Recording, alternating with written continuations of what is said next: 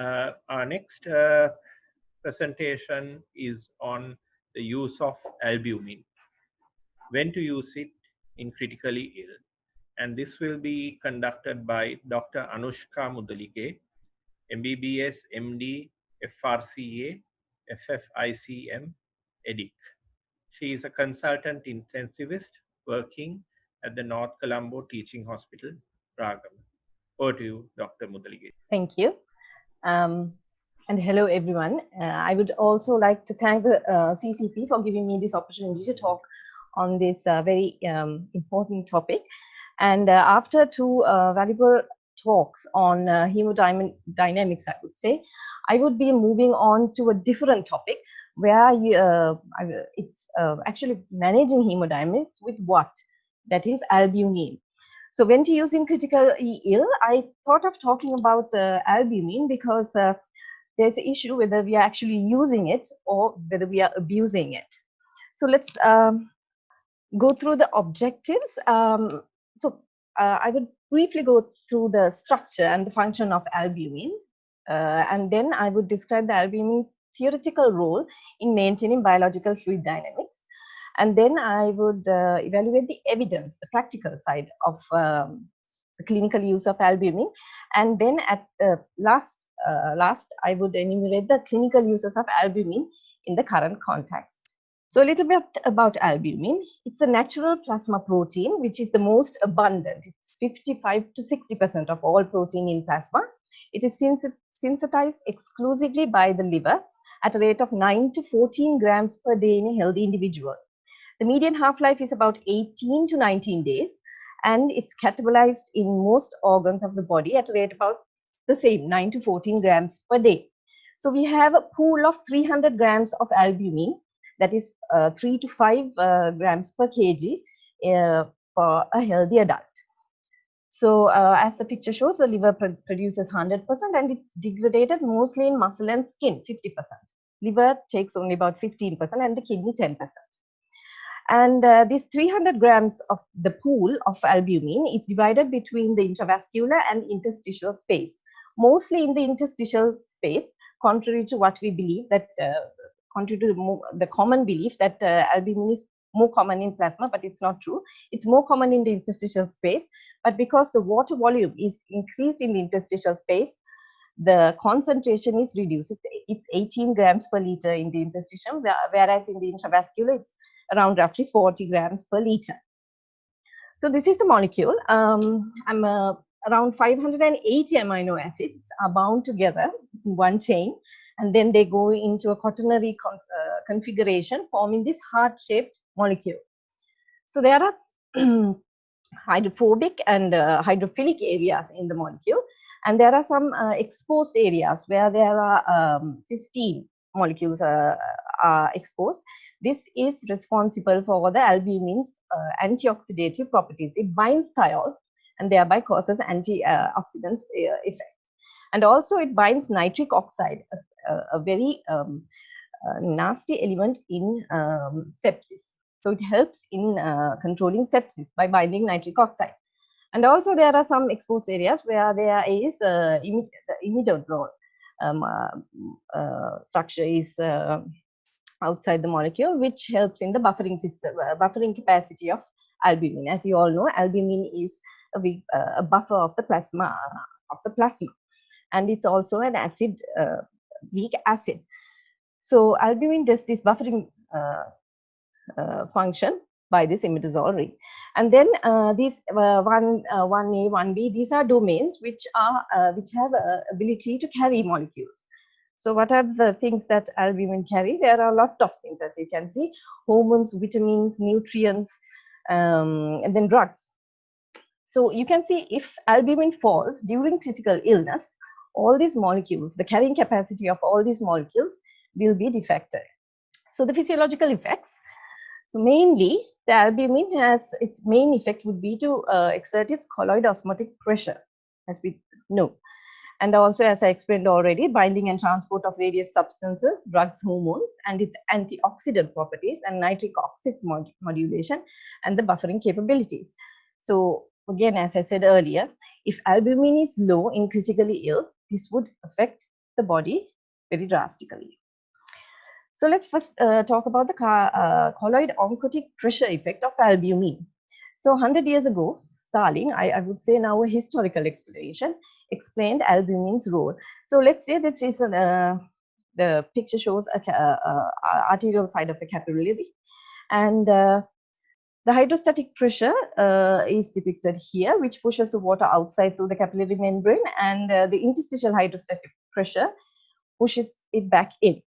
And here, Stalin said that the capillary oncotic pressure is very much higher compared to the interstitial oncotic pressure. So there is always an inward draw of fluid from the interstitial. So from the arterial side, the balance between the hydrostatic and the oncotic pressures will cause a fluid shift from inside to out, because the hydrostatic pressure here is very much high.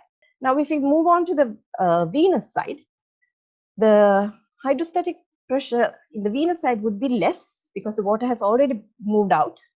And because the water has moved out, the capillary oncotic pressure would be higher because the albumin is now concentrated.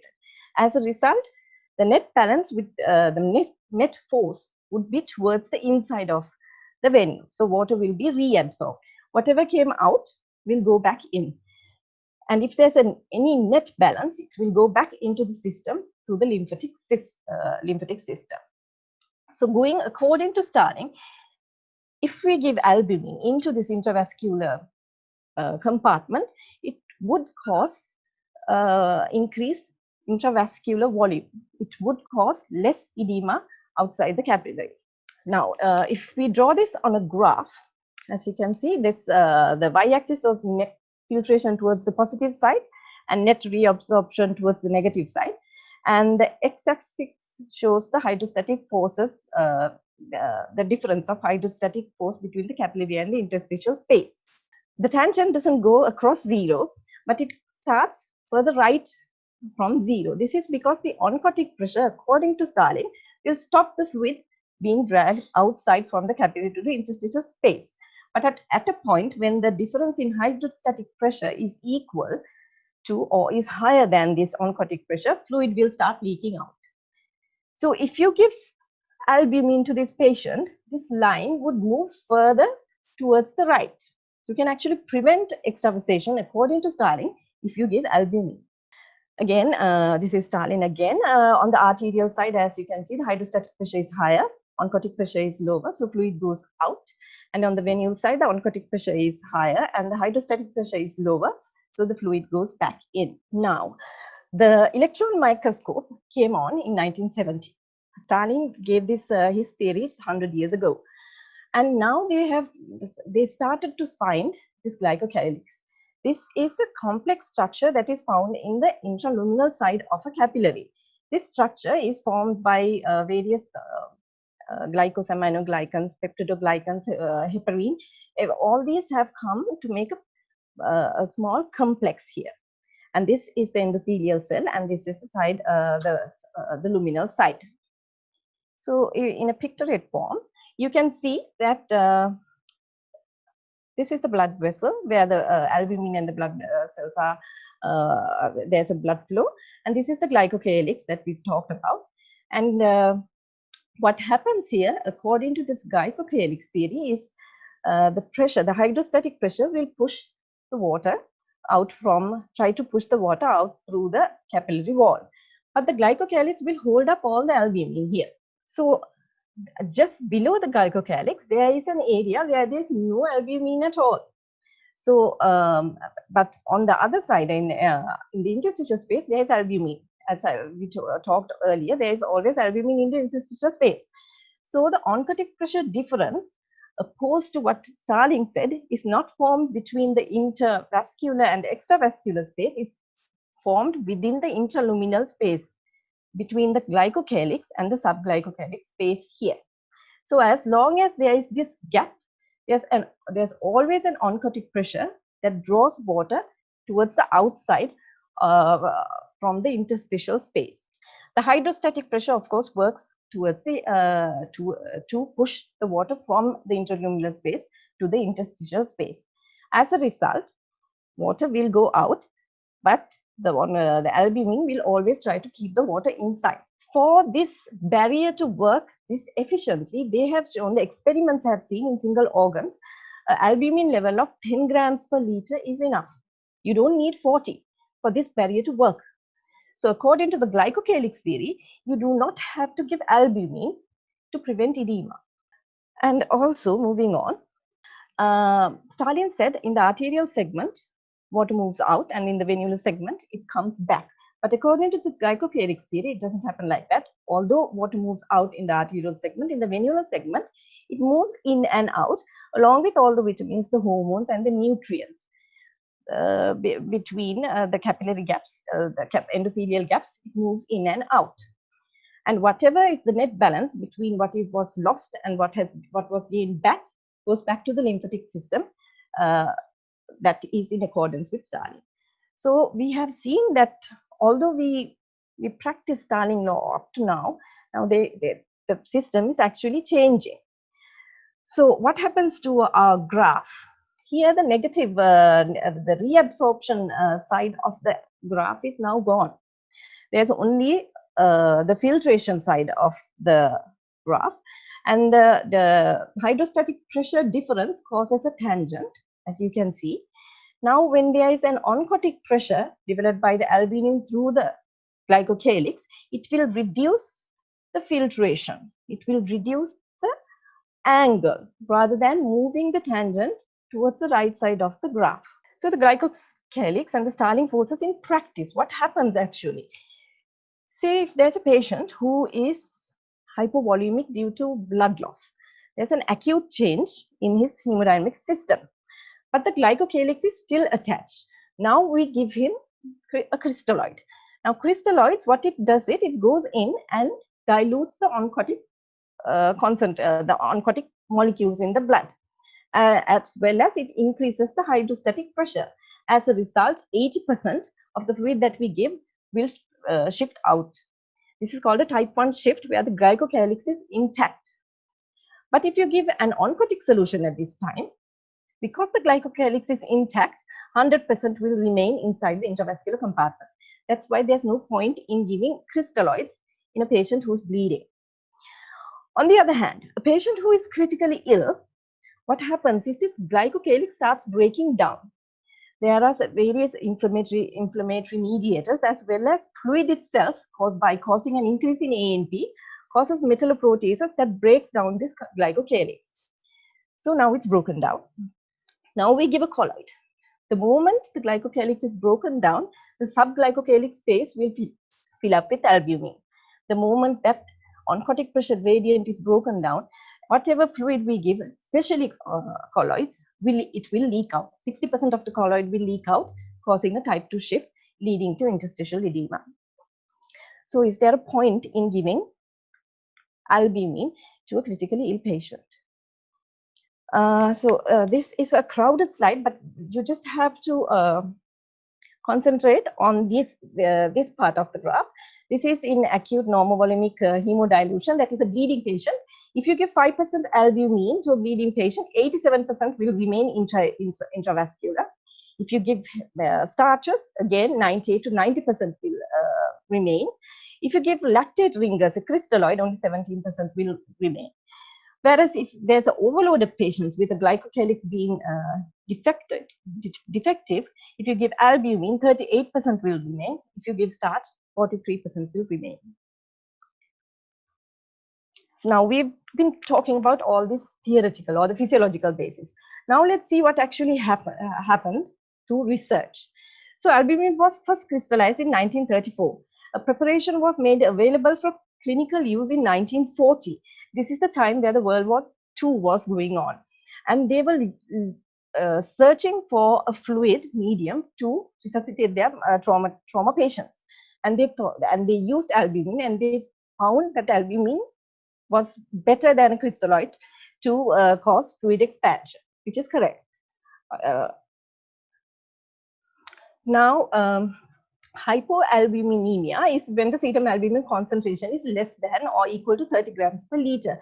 It is very common in critically ill patients because they lose the normal loss to the GI, the kidneys, through the skin and muscles is increased during critical illness. And we give fluids, so we dilute albumin.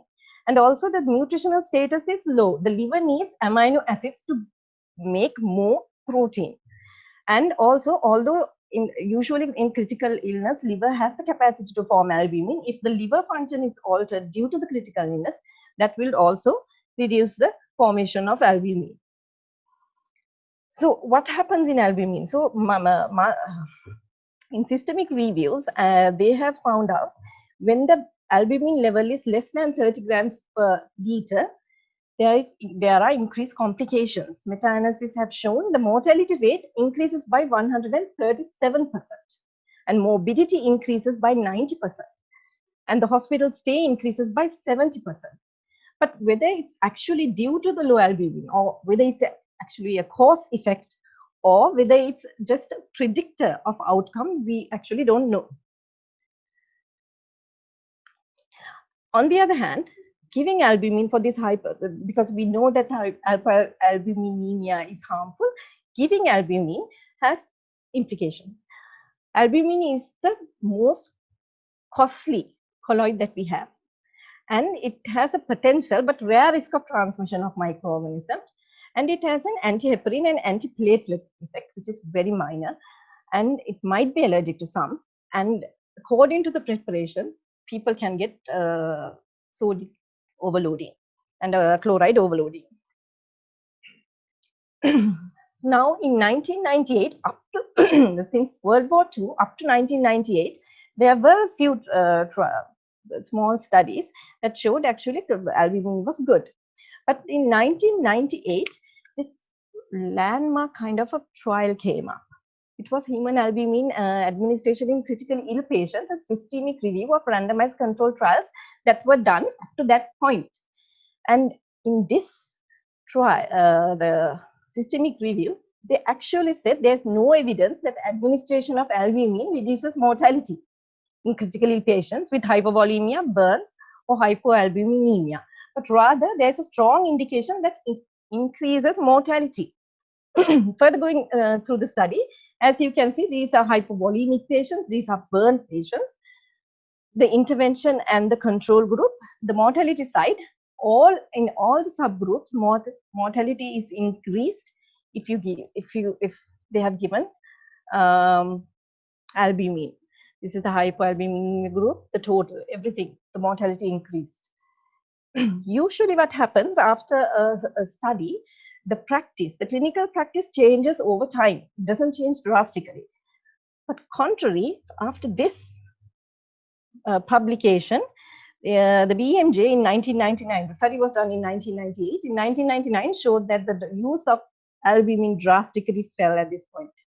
You can see. The US made a warning.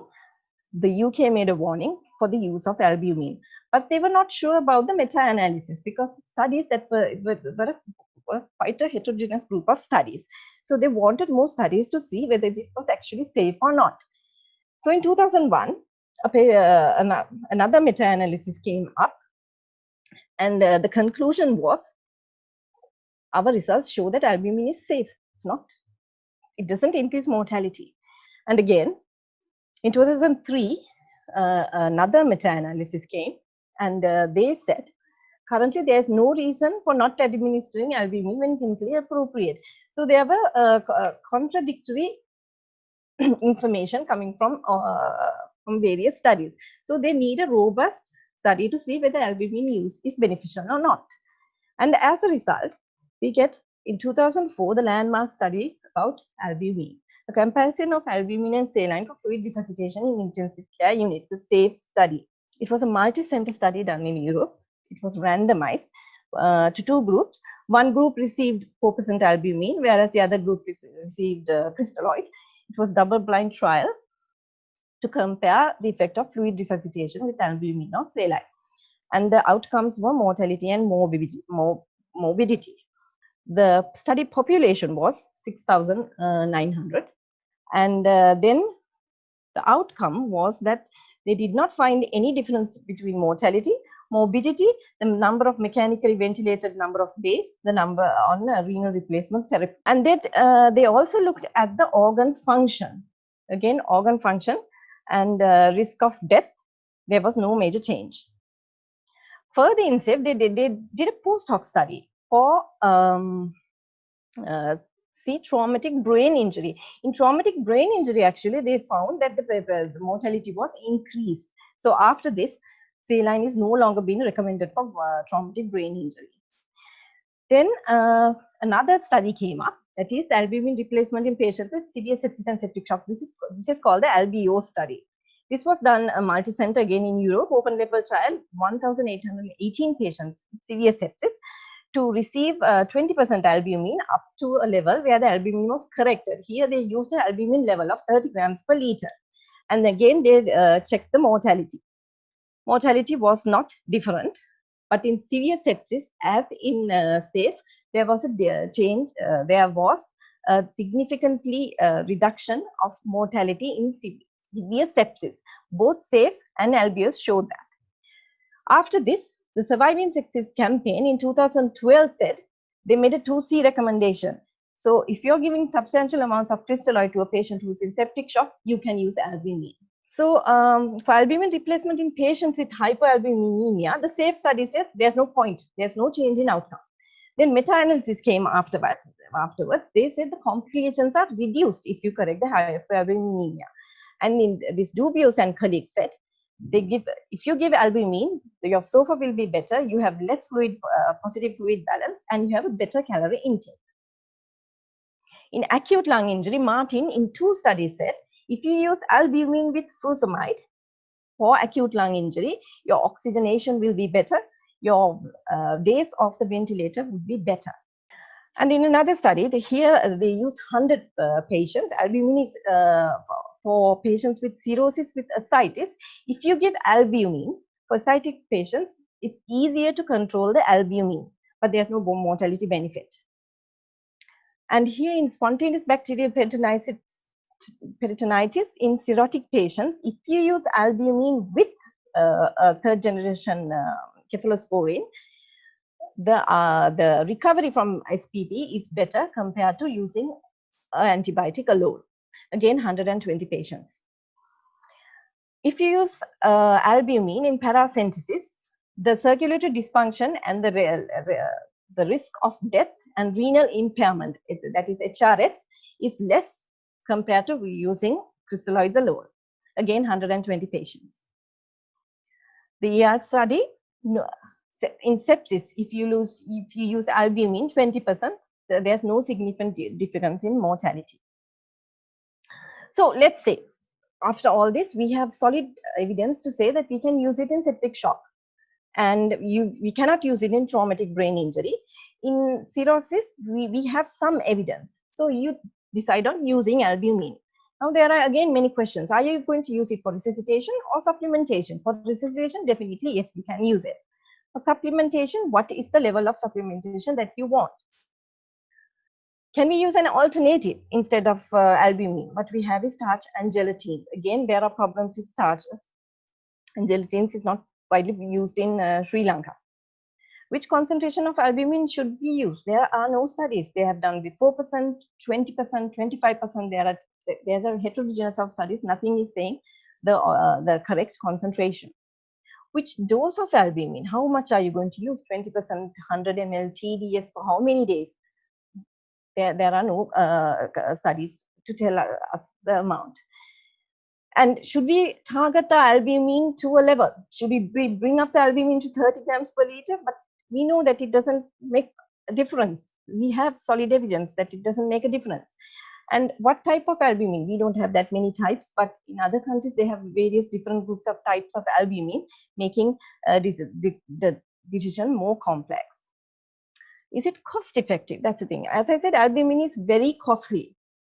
So in SAFE, they showed that there is a reduction in mortality in severe septic patients, 4.3% reduction in mortality. For every life saved, they have spent £6,000 per patient. For every life year that they have saved, they have spent £600 per year. So for a 4.3% mortality reduction, you have to treat at least 10 to 14 patients to save one patient. So you have to multiply that 600 by 14. Is it cost effective, especially in our context, in our country?